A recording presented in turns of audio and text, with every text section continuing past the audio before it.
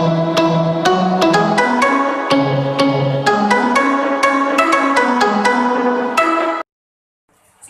warahmatullahi wabarakatuh. Waalaikumsalam warahmatullahi wabarakatuh. Perkenalan dulu ya Pak. Di Saya Nisa Nurlaini dan teman saya Sayyidah sebagai kameramen. Kami dari Prodi Manajemen Pendidikan Islam UIN Sunan Ampel Surabaya.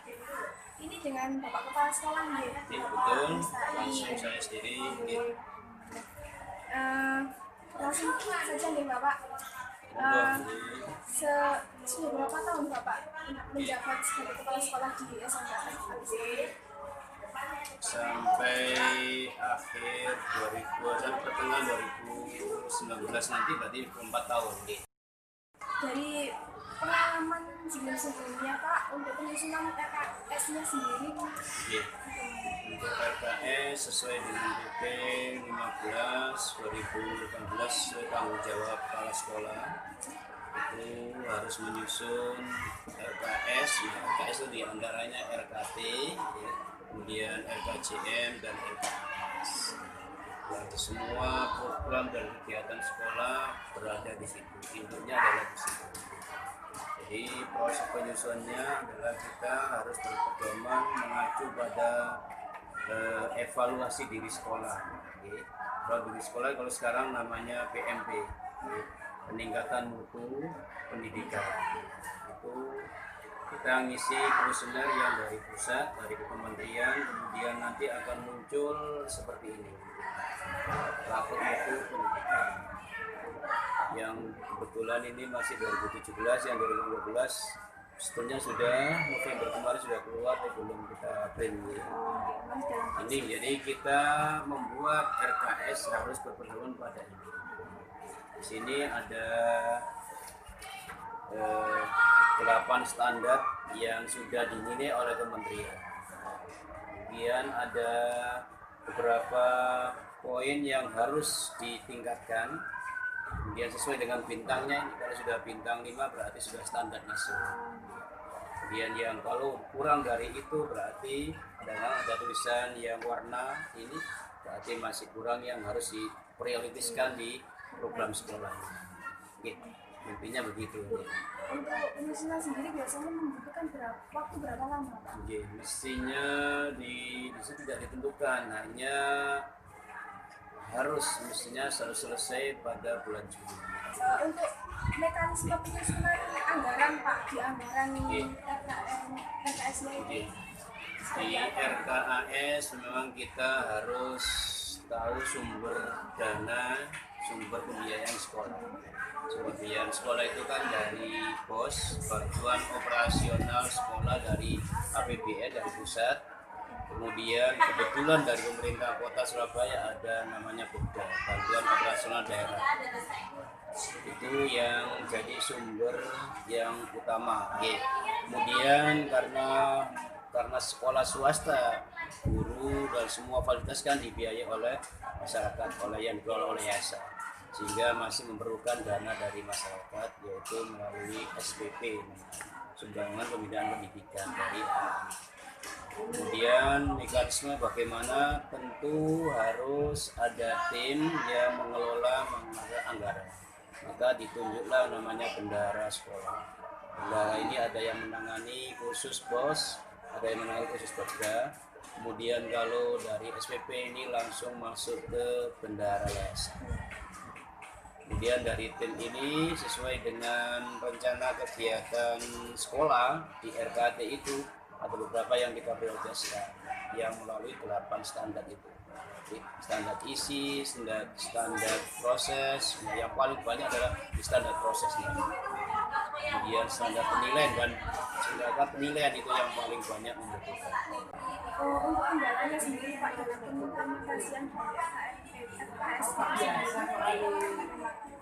Untuk kendala kadang-kadang seperti yang saya katakan tadi, mesti ada perubahan dan sebagainya sesuai dengan kondisi ataupun perubahan yang ada ataupun kebijakan dari dinas. Contoh di akademis, karena Surabaya mengejar target harus ranking 5 besar dan sebagainya, tentu banyak kegiatan-kegiatan yang di luar yang kita rencanakan. pembinaan guru, pelatihan guru, kemudian pelatihan prasekolah dan lain sebagainya. Mesti ada perubahan.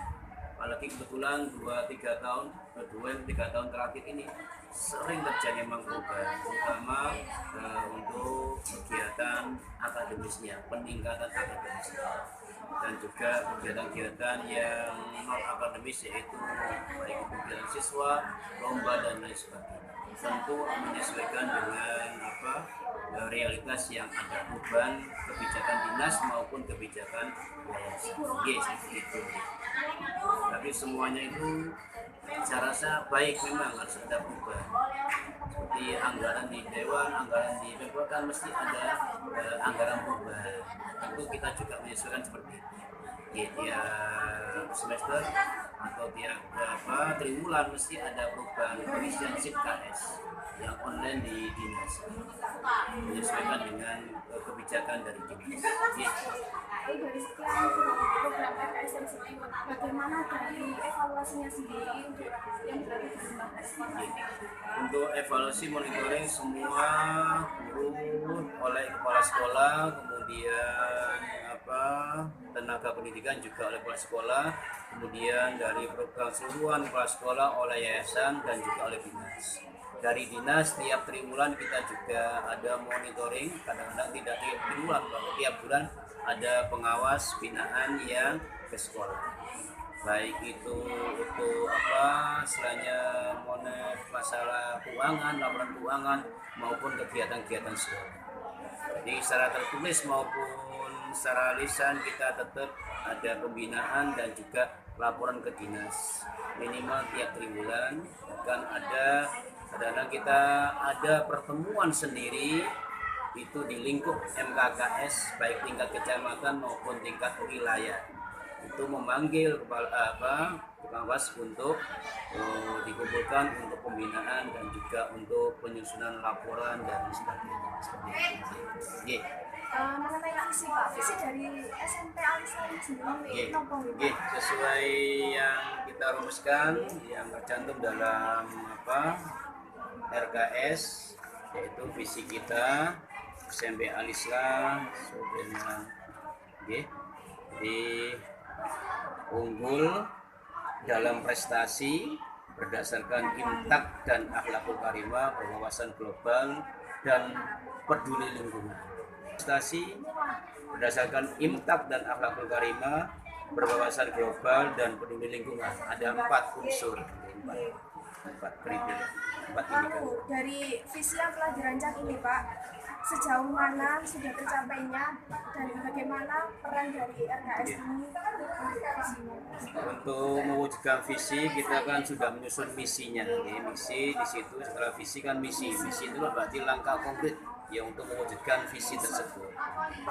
Kemudian yang kami prioritaskan di SMP Alisla ini adalah dalam hal impaknya, yaitu ibadah dan akhlak. Yang pertama itu, jadi saya harus mengejar akhiratnya anak-anak untuk masa depan. Jadi saya di situ di banner, di spanduk, alamat, data dan sebagainya itu saya utamakan adalah penguatan, mewujudkan anak-anak yang ibadahnya, kuat akhlaknya, kemudian baru prestasi dan peduli lingkungannya.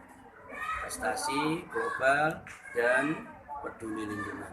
Makanya alhamdulillah tahun ini kemarin sudah menerima penghargaan Eco School pas di challenge 3-nya, yaitu bebas pas challenge 3 ini pas kemarin dari Ibu Wali Kota, Ibu Wali Kota berhasil meraih best challenge 3 kendalikan sampah plastik.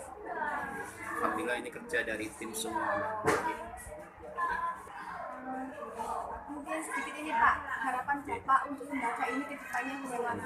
Saya harapankan kepada saya betul-betul ikhlas kita perjuangkan bagaimana nanti anak-anak lulusan sini betul-betul akhlaknya yang terbaik, prestasinya yang terbaik. Ini yang terakhir nih Bapak, mungkin ada atau apa saran dari Bapak untuk peningkatan mutu mata kuliah perencanaan pendidikan ini di Prodi Manajemen Pendidikan Islam. Oke. Jadi ya saran saya nggih memperbanyak turun ke lapangan nggih, kunjungan ke sekolah-sekolah, baik itu dari segi agama kan silaturahim, semakin banyak menambah kesadaran, kemudian menambah rezeki yang berkah, kemudian menambah ilmu dengan sendirinya. Insya Allah tetap seperti itu harus ditingkatkan untuk baik tidak hanya nunggu di akhir semester untuk penelitian, tapi di pertengahan, di awal pun juga harus sering kunjungan ke sekolah-sekolah atau di tempat yang jadi objek penelitian.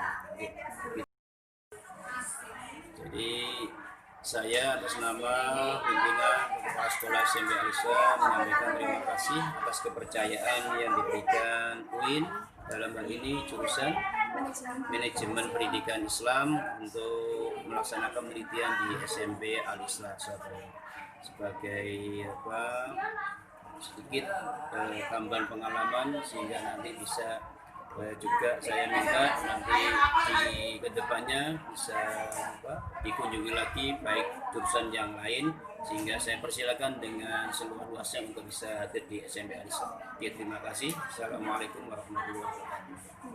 Terima kasih atas waktu dan kesempatannya Bapak. Sekian wawancara kali ini. Tetap salam semangat untuk kita semuanya.